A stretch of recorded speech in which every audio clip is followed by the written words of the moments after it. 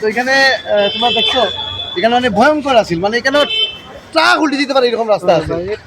এবং ওই যে দুজনটা গৃহবধূ তারা দেখতে পাচ্ছে, তারাও এখানে জল হিচ্ছে, মানে আমরা সবাই মিলে এই কাজটা করতাম।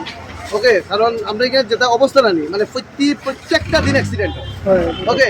এবং NHIDCL যে মেরামত করার যেটা, এটা হচ্ছে কি জেসিপি ম্যাটেরিয়াল না কিন্তু একটা ডালি যায় প্যাকের মতো জিনিসটা, বহুত প্রবলেম হয় মানুষের, প্যাক হয়ে যায় বা রাস্তার মধ্যে। আমি বহুতবার রিকোয়েস্ট করছিলাম NHIDCL যে জেসিপি ম্যাটেরিয়াল না কংক্রিট দিয়া করি নাই, কমসে কম 1 মাস পর্যন্ত আমরা আরামসে থাকতে পারবো, কিন্তু তারা পাত্তা দিছে না।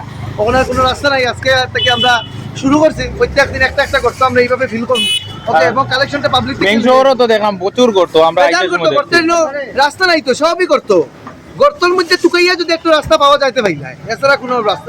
আর এখন কিটা ডিসিশন কিটা লইছেন মানে ডালাই করার লাগি রাস্তা? মানে সব আই গেছে আর কি, সিমেন্ট এভরিথিং আই গেছে। আপনার এখানে এক্সপার্টও আছেন যে কাজগুলো করতে সুন্দরভাবে করা। ঠিক আছে।